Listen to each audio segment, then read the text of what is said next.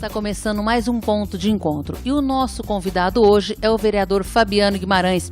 O vereador vai falar das comissões a que ele vai fazer parte esse ano, a qual ele é presidente. Presidente de 3 comissões: a Comissão de Educação, a Comissão de Desenvolvimento Econômico e a Comissão de Transparência.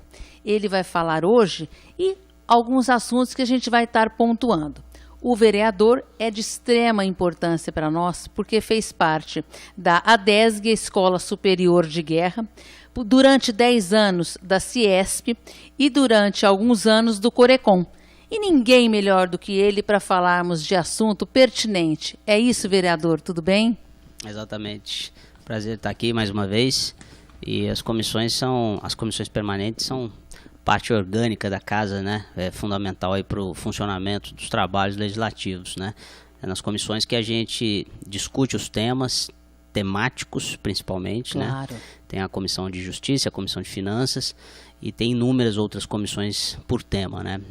Esse ano, eu vou estar como presidente da Comissão de Desenvolvimento Econômico. Tive a oportunidade de fundar a Comissão de Desenvolvimento Econômico também. Vou estar como vice-presidente da Comissão de Transparência, né? A vice-presidente. Vice-presidente. Nosso companheiro Luciano Mega como presidente. Eu tive a oportunidade também de fundar a vereador comissão. Teve aí como presidente, né? Sim, exatamente. Então, fez um trabalho belíssimo, né? Portanto, está aí como vice, né? Eu fundei, né, a comissão também de transparência, primeiro ano. Fui presidente e depois fiz parte da mesa diretora. Aí a gente não pode ser membro de nenhuma comissão temática. E o Luciano tem trabalhado bem, então eu aceitei o convite de ser vice-presidente. E da de educação, que é o maior desafio, talvez, né? As outras comissões estão já em andamento. Para mim, a de educação, eu estudei bastante ano passado, né? Mapeei muito, visitei muita escola, entrevistei muita gente da Secretaria de Educação, especialistas, professores, né? E acredito que eu vou poder agregar bastante os trabalhos na Comissão de Educação Permanente de Educação esse ano. Vereador, qual a importância da educação na sociedade? Uma vez que o senhor trabalhou, se debruçou, aqui mesmo que nós temos um projeto bacana, que é o Câmara na Escola, o senhor estava aí todos os dias também conversando com essa juventude aí, com a garotada. Qual a importância aí da educação na sociedade hoje, no seu entender? A importância de 10 itens. De 1 a 10 é a importância 1, 2, 3, 4, 5, 6, 7, 8, 9. Todos os demais a gente põe no 10, né? Então, de fato, é o número 1. A educação, extrema na verdade, ela tem que ser prioridade máxima de qualquer gestor público, porque se você não tiver educação, você não vai ter uma saúde adequada, você não vai ter boa infraestrutura, você não vai ter capital humano, você não vai ter produtividade na economia, você não vai ter bons eleitores, você não vai ter bons cidadãos. Então, a educação é a base, sim, de fato. A gente também tem outras questões muito importantes, saneamento básico, segurança, saúde, né, óbvio, né? Mas a base de tudo é educação. Então, para mim, é prioridade máxima. Fui eleito uma base que me cobra muito, né, atuação em educação. Como sempre, eu não poderia fazer. Eu já comecei aqui fazendo ações na área de transparência e desenvolvimento econômico, porque foi minha vida inteira, né? Na área de educação, o maior contato que eu tive na minha vida foi com o SESI e o SENAI, por conta do sistema Fiesp-CIESP, porque eu fui gerente 10 anos. Mas, então eu tive que pesquisar, né? Então fiz um diagnóstico muito grande ano passado, para eu poder já esse ano, sim, atuar de fato, né? É um desafio que o senhor está buscando? Sim, aí? É um grande desafio, né? Educação básica, né? Educação profissionalizante, já tenho mais contato por conta do sistema Senai, que quando eu trabalhei no Centro, né, das Indústrias, então era um assunto cotidiano nosso, né? Grande demanda da indústria, sempre mão de obra qualificada, então eu tinha mais contato. Agora, na educação básica, rede pública municipal, para mim, sim, é sempre um desafio. Então, eu fiquei um ano inteiro diagnosticando, estudando, levantando informação para agora, em 2019, eu me candidatei a ser presidente da comissão, fui eleito pelos meus pares. Então eu pretendo atuar bastante. Esse de fato, apesar de continuar atuando muito forte em transparência, tem bastante coisa para fazer ainda. E desenvolvimento econômico, cobrar muito, fazer bastante também, tem muita coisa em andamento. Mas educação vai ser de fato o meu foco número 1. Bem, além da educação, que eu sei que é o foco número 1, o vereador é atuante, trabalha muito, e a gente vê aqui na casa também, e a população também tem visto isso, o senhor também está como presidente da Comissão de Desenvolvimento Econômico. Bem, qual o melhor caminho na geração de empregos, uma vez que o senhor já teve uma larga experiência aí, de 10 anos, de 2 anos em outro mandato, enfim, o senhor tem uma experiência muito grande, e como que o senhor pode aí, de uma forma, colaborar para que a gente possa ver um futuro melhor aí? Tá. Bom, basicamente, a cidade de Ribeirão Preto já possui uma série de ativos que atraem investimento e estimula o empreendedorismo da cidade. A gente tem um excelente sistema logístico, um excelente parque científico, parque de formação de mão de obra e de capital humano, inúmeras universidades, escolas. A gente tem um sistema de qualidade de vida também muito desenvolvido, assistência à saúde. A gente tem lazer que é capaz de atrair executivos do Brasil inteiro, todo mundo quer vir para Ribeirão Preto.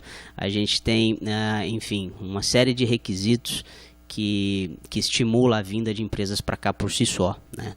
Agora, o que falta a Ribeirão Preto, o que é o trabalho, né? Isso é passivo, isso já acontece em Ribeirão Preto, então o que a gente pode fazer a mais? Eu acho que Ribeirão Preto precisa desenvolver, não falo nem desenvolver mais, porque praticamente inexiste, essa é a grande lacuna em Ribeirão Preto ainda. Uma estrutura mínima para que dentro do Poder Executivo tenha 2 pilares bem claros e definidos. Um pilar que venda melhor Ribeirão Preto para que a gente possa recomeçar a atrair grandes empreendimentos, médios e grandes das cadeias produtivas internacionais. Ribeirão Preto há muitas décadas não atrai grandes indústrias, né? E Ribeirão Preto tem capacidade de atrair e boas indústrias. Barretos, por exemplo, acabou de atrair 400 milhões de dólares de investimento numa indústria de equipamentos de energia renovável, fotovoltaica. Por que não veio para Ribeirão Preto? Outros estados levam elos da cadeia produtiva que podia estar se instalando em Ribeirão Preto perfeitamente, né? Então vender melhor a cidade, estruturar isso, ter acordos com Invest SP, Desenvolve SP, outras feiras que acontecem ao longo de outros estados e países, ter uma estrutura melhor, mais articulada para a gente poder vender.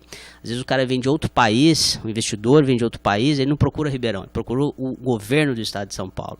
Então a gente tem que estar plantado dentro da estrutura estadual do governo para que a gente possa trazer para cá, né? Vender Ribeirão Preto. E a gente perde muita indústria por conta disso. Fala-se, às vezes a gente vê o próprio prefeito falando, não é vocação da cidade, a vocação da cidade é comércio e serviço. Sim, a gente já tem comércio e serviço, mas só que a gente tem que atrair, então, indústria. A indústria não vem para cá sem mais, sem menos. Comércio já vem, comércio e serviço, porque a gente vende para a região metropolitana inteira. O que a gente precisa fazer a lição de casa é trazer empreendimentos industriais para cá. Então esse é o primeiro pilar. O segundo pilar, e tão importante quanto, é ter uma estrutura que dê suporte para quem já está em Ribeirão Preto. Hoje, o empresário de Ribeirão ele passa por um calvário quando ele precisa de qualquer serviço público, seja no meio ambiente, seja no planejamento, apesar que no planejamento está melhorando, né? O secretário de planejamento tem feito um bom trabalho, mas ainda tem muito por fazer. Se precisa de algo na CETESB, o governo municipal pode ter uma melhor articulação com esses órgãos estaduais que operam na cidade, com Transerp. Outro dia uma empresa mais de 10 anos pedindo uma placa de carga e descarga na frente. Então esse tipo de interlocução com os órgãos públicos municipais, se você tiver uma Secretaria de Desenvolvimento bem estruturada, com pessoas capacitadas, você tem um ponto único, um porto único, onde o empresário daqui, ele não precisa de ficar em Transerp, Daerp, outro dia empresário, uma romaria para religar água na indústria dele, sabe? Liga na Secretaria de Desenvolvimento para ela poder... Isso desmotiva, inclusive, né, vereador? A gente costuma falar, as pessoas, vamos falar assim do poupa-tempo, só para a gente agregar isso. Poupa-tempo empresarial, é isso que falta. Exatamente. Local, para quem já está aqui. É isso, vereador, olha que bacana. O poupa-tempo funciona muito bem para o microempreendedor individual em Ribeirão. Somos referência, mas uma cidade não pode viver só de MEI, só de microempreendedor individual. A gente tem que ajudar o pequeno, médio e grande investidor da cidade. Que é esse olhar que o senhor está tendo agora. Principalmente os pequenos e médios. Esses são os que mais sofrem, né? O grande, às vezes, tem uma mega estrutura para poder resolver todos os problemas burocráticos. O micro tem uma boa atenção já no Poupa Tempo. A Adriana fez um excelente trabalho, que é uma funcionária lá do Poupa Tempo, e tem feito cada vez mais. Agora, pequena e média empresa fica órfão, né? Esses eu atendo ali, no meu gabinete o tempo todo. Empresário com problema de DAERP, problema de Transerp, problema no meio ambiente, né? Então, isso é o que falta e é o que eu pretendo atuar muito forte esse ano. E já atuamos em 2017, quando a gente criou a comissão. 2018 também, o André foi o presidente. Mas esse ano eu quero, é a minha comissão por natureza, né? Eu falo assim, né? É a minha área. Então eu quero atuar muito nela também. O senhor vai estar dominando aí com o maior carinho também esse lado do empresário, né? O senhor domina muito. Preciso melhorar muito, né? Isso na cidade tem que melhorar demais. Não tem. A cidade não é que tem uma coisa fraca. Não tem. Existe. O empresário me fala o tempo todo, não tem com quem eu conversar na prefeitura, né? Outro dia teve um investidor que queria vir para Ribeirão. O prefeito de Uberaba pôs ele no avião e levou para já está levando investimento para Uberaba. Então Ribeirão Preto perde muito disso, né? O prefeito não precisa de estar toda hora pondo empresário no avião, não é isso que a gente quer. Sim, mas ele precisa ter uma Secretaria de Desenvolvimento Econômico capacitada para fazer isso. Vereador, setor público é diferente do setor privado quando a gente fala de novos empregos, de geração de emprego aí. Uns concurso, outros não. O que o senhor fala aí do setor público e também do setor privado? Eu penso assim, é uma área que eu também tenho defendido muito, né? A questão da necessidade da reforma administrativa. Ribeirão Preto nunca fez essa reforma administrativa de fato, né? Os departamentos que foram criados em 1970, 1980, eles existem ainda. Você já viu aquele negócio de chefe de divisão, chefe de seção, chefe não sei o quê? Esses departamentos são os mesmos, quase, os que foram criados em 1980, 1990. Já passou da hora de uma grande reforma administrativa no quadro da administração direta e indireta, ou seja, da ERP, CODERP, enfim, muitas instituições podem ser extintas, né? Todas elas precisam de uma avaliação muito apurada dentro delas, o que precisa mudar. Órgãos, departamentos, divisões que precisam ser fechadas e outras criadas. Remanejamento do pessoal. Você não vai mandar a gente embora, até porque não pode, tem estabilidade pública, mas você pode remanejar as pessoas. E na grande maioria das vezes, existe um receio, porque é novidade. Mas na grande maioria das vezes todo mundo acaba gostando no final, porque você motiva mais as pessoas, você oxigena a máquina pública, as pessoas ficam mais felizes, ficam mais motivadas, você monta uma matriz de capacitação e de treinamento para essas pessoas nos novos departamentos. Às vezes você leva uma pessoa que está numa secretaria para outra secretaria que ela vai ser muito mais produtiva, porque ela se encontrou mais, ela tem mais vocação para aquilo. Isso você precisa de fazer um grande diagnóstico, a prefeitura está longe de fazer isso ainda, né? Então é uma área que a gente bate muito, que a gente defende muito, que tem como ajudar, mas ainda não tem essa decisão. Então é algo que, principalmente na comissão de transparência, a gente, né, às vezes a gente cobra bastante isso, mas é uma atuação até como individual mesmo, como vereador, porque não tem uma comissão da reforma administrativa, né? Mas como vereador eu atuo bastante nisso. Até pedi outro dia que o prefeito ele separasse as secretarias da administração do negócio jurídico, era o mesmo secretário, Pessini, que é muito bom, mas acumular duas pastas tão importantes, né? Então pelo menos ele separou. Vamos ver como que a secretária Marine vai lidar com essa necessidade de reforma, mas precisa ter muita coragem e determinação. Você tira as pessoas da zona de conforto, dá muito trabalho, mas você remaneja toda a máquina pública e com certeza você vai entregar muito mais resultado. Esse no setor público. No setor privado? O que o vereador entende aí? O privado é sempre uma referência, né? Porque, na verdade, os conceitos de gestão sempre vem do gestor do setor privado, né? Somente depois da Segunda Guerra Mundial, né? Logística, gestão, isso tudo teve um aprimoramento muito grande, né? Então, o setor privado é uma fonte de conhecimento para a gente adaptar no setor público, e não é que a gente tem que ter o setor público como o setor privado. Isso nunca vai existir, não é para ser assim. O setor público é diferente, né? O próprio direito administrativo, o direito público só pode fazer o que está na lei.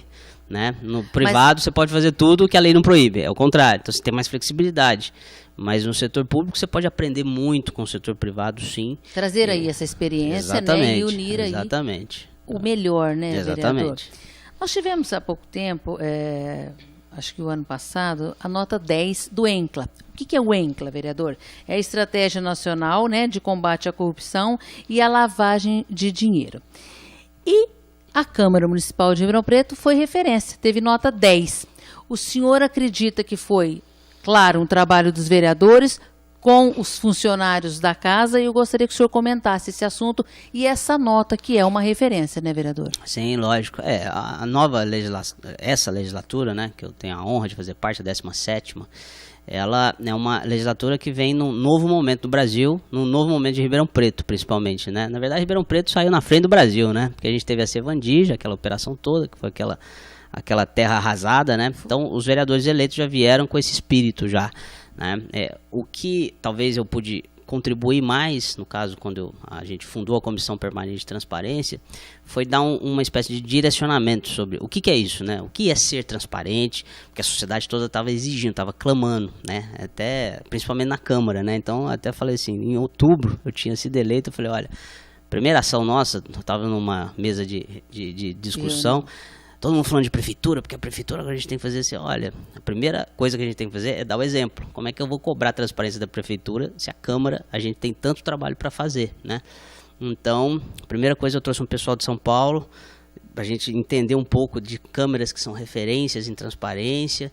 Daí eu pedi ajuda, né, para a sociedade civil organizada, o grupo de contabilidade pública e pesquisa. Várias entidades, né? Como é que é? O grupo de pesquisa em contabilidade pública e governança lá da FEA, professor Aquino, os sindicatos contabilistas, Observatório Social, mais uma série de amigos meus que estudaram comigo. A gente falou, o que é ser transparente na Câmara, né? Vamos definir isso. Vamos tentar implantar. Vamos pôr no papel, escrever até com vírgula, para não ter erro, né? Porque às vezes para a gente ser transparente é você tirar uma catraca da frente da prefeitura.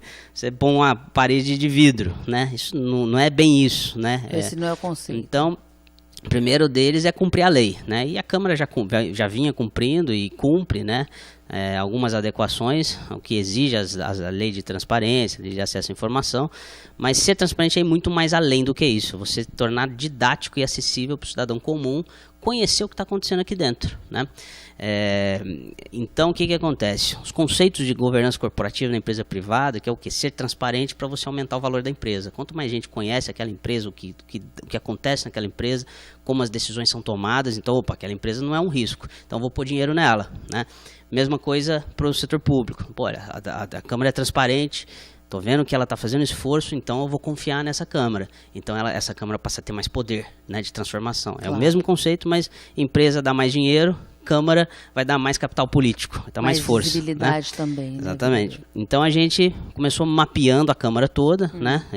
Chegamos a 28 indicadores de transparência. Esse movimento fez uma pressão muito grande.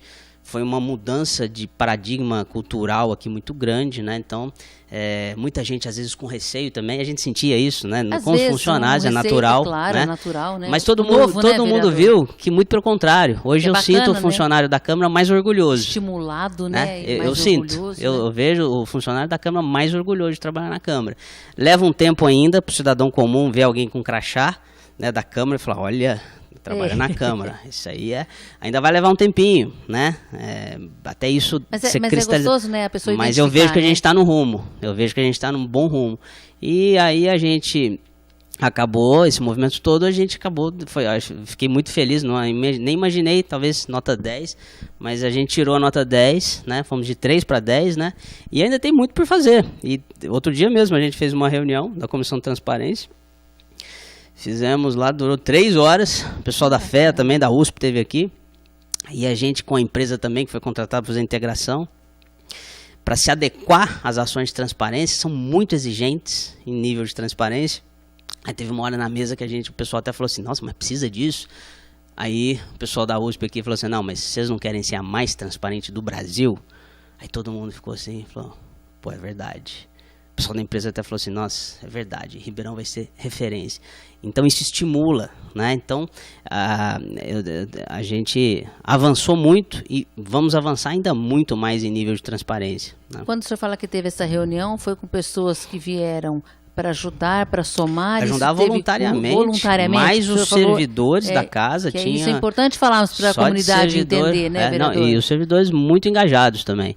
E uma decisão do presidente também, inquestionável, de que, olha, tem que andar, né? Então o presidente Lincoln também está ajudando muito, né? Falou, tem que andar essa parte de transparência, né? Me deu muita, graças a Deus, bastante autonomia para trabalhar isso. Isso é fundamental. Porque né? isso é fundamental, né, vereador? Fundamental. Eu acho que a palavra correta que o senhor usou aqui fundamental. Agora. Ter essa autonomia para fazer o trabalho, para sim. mostrar e movimentar. Tanto é que essa nota 10 é uma referência, sim, de 3 para 10. Também valorizar a todos de um modo geral. E sabe quando é que eu vou ficar satisfeito? Quando a gente for num congresso da USP, que é uma universidade de referência no Brasil, e a Faculdade de Economia e Administração, tem orgulho, onde eu estudei lá, né? O pessoal fala assim, a Câmara de Ribeirão Preto é referência. Fala nos congressos científicos e falar, trazer lá, não né? é só a gente falar. Entendi. E o Ministério Público tem um nível alto de exigência, que foi mas o nosso lá, muito mais ainda. E quando a turma falar, eu quero ter orgulho de levar os funcionários da Câmara aqui, né? dentro do anfiteatro da FE, aqui da USP, e o pessoal bater palma. Isso que eu quero ver. Parabéns para vocês, Câmara. E não é a gente falando, é uma faculdade de negócios altamente renomada no país falando. A Câmara de Ribeirão Preto é um exemplo de transparência. Que bacana, e espero que sim, que nós tenhamos esse privilégio de estarmos juntos para fazermos esse trabalho belíssimo, vereador, que o senhor vem trazendo aqui na Câmara Municipal de Ribeirão Preto, e eu tenho certeza que os funcionários estão ganhando também com isso, claro que os colegas também, mas a gente também com todo esse trabalho que a gente tem mostrado aqui. Vereador, é claro que o senhor domina todos os assuntos e a gente está aqui num bate-papo gostoso para que a comunidade conheça um pouquinho mais do trabalho do vereador Fabiano Guimarães, mas como que o senhor acha que nós podemos atrair aí mais empresas? O senhor falou aí que há uma burocracia muito grande, há uma lacuna muito grande, mas como vereador, o que é que o senhor vai trabalhar neste momento para que as empresas possam vir, possam ser aí cativadas novamente, trazer para Ribeirão Preto? Olha, as duas ações que precisam ser feitas para a gente poder estar permanentemente estruturado para isso é aquilo que eu falei. 2 pilares numa Secretaria de Desenvolvimento Econômico e um prefeito determinado, né, a isso. Então, essa secretaria, ela tem que ter uma área de atração de investimentos, né, de vender Ribeirão Preto, né, isso tem uma série de padrões. Fazer um marketing muito forte, vereador, sim, isso? Sim, seria e uma outra área de apoio a quem já está aqui, apoio ao empresário que já atua em Ribeirão Preto. Então são 2 áreas. Uma, essa de ajudar quem já está aqui, basicamente é ser aquele ponto único, é o poupa-tempo empresarial, que o empresário não vai ter que ir mais em lugar nenhum, só vai ter que ir lá. Lá, semana que vem você volta, que já está aqui na sua mão, já está aqui na hora. Isso que não já está online, vereador, né? Isso muito, transformar isso tudo em online, todos esses processos online. Agora, pontualmente, como vereador, isso é uma decisão do prefeito, né? Nós cobramos, eu levei o secretário de turismo aqui, né, para diversas cidades, Jundiaí, Sorocaba, Invest SP, Atibaia, vários modelos de referência a gente levou, alguns eu fui, outros minha assessora foi com ele, e Jundiaí, por exemplo, é um exemplo, é um benchmark referência para a gente poder estruturar a nossa, né? Então, fiz essa parte também, fiz minha parte nisso aí, estou mostrando, prefeito, uma função do vereador é assessorar também o Poder Executivo, estou mostrando aqui o que há de melhor, né? A outra questão é pontual, né? O que eu como vereador já faço. Então, no meu gabinete eu já atendo o tempo todo empresário, tento ajudar, na medida do possível, né? Não tenho a estrutura da prefeitura, mas tento apoiar. Claro. Que o empresário ele vai no setor, no Poder Executivo, vai nas secretarias, se não é atendido, ele vai no Poder Legislativo, que é quem fiscaliza, e a gente vai lá para fazer funcionar, né? Certo. Uma coisa pontual, por exemplo, nesse momento, né, o Distrito Industrial fase 1, fase 2, metade só das empresas instalaram e estão operando. É a nova pergunta aqui, o que nós vamos fazer com o nosso Distrito Industrial? Exatamente. Como é que está hoje, vereador? É um exemplo pontual que eu te falo. Então, e a outra metade, né? Tá te falando de vender etapa 3, mas cadê a metade dos lotes? São cerca de 80 funcionando, mas tem 80 terreno baldio lá, né? Então, uma ação muito forte que eu vou fazer já de cara, já estou fazendo, cobrar que o executivo execute os contratos. Quem investiu, boa. Quem não investiu, dá licença, deixa para quem quer investir. Exato. Né? Então isso já vai se modelar isso bem feito, até o modelo de contrato, né? Estou discutindo para a gente ver um novo modelo de contrato, de repente a gente pode mexer nesses novos editais, para a gente poder ver exatamente que tipo de empresa a gente quer atrair para o Distrito Fase 1, Fase 2. Né? O ideal seria que fosse um distrito privado, viu? Mas é um distrito público, estatal, então a gente tem que fazer o melhor possível dentro do que está aí. Mas quando né? o senhor fala que o ideal seria um privado, por quê? O senhor acha que no público não há caminho, não tem a condição? Porque o prefeito, ele tem que focar, isso que eu te falei, a gente tem que focar como prefeito em educação, aquilo que eu te falo, né? Volta lá no início. Fiscalização, a gente tem uma fiscalização que faz milagre, né? Alguns poucos fiscais, né? O serviço fica muito precário, o prefeito tem que focar em áreas estratégicas. Setor privado não precisa de muito. É que o setor privado, você falar assim, ó, essa área aqui, você toca, vamos trazer investidor para cá, tem uma área grande, vamos facilitar a venda disso aqui. Seria o agregar aí a prefeitura. Eles mesmos já cuidam daquilo privado. ali, eles já teriam fechado, feito um condomínio industrial fechado, um condomínio empresarial fechado, e eles tocam. Hoje não, foi fazer um condomínio público, agora tem que ficar lá, tudo que o empresário precisa tem que ficar mendigando pro prefeito. Vem limpar o terreno, vem trazer iluminação, vem trazer transporte, vem trazer... Se é um condomínio privado, mais também, né, vereador? mas ele já está lá, não tem mais jeito. Mas espero que os próximos empreendimentos sejam condomínios industriais privados, que aí você não tem, como gestor público, que fica cuidando daquela área. O próprio gestor privado já cuida de si próprio, né? O setor privado só não precisa que alguém atrapalhe ele. E normalmente o setor público atrapalha muito, né?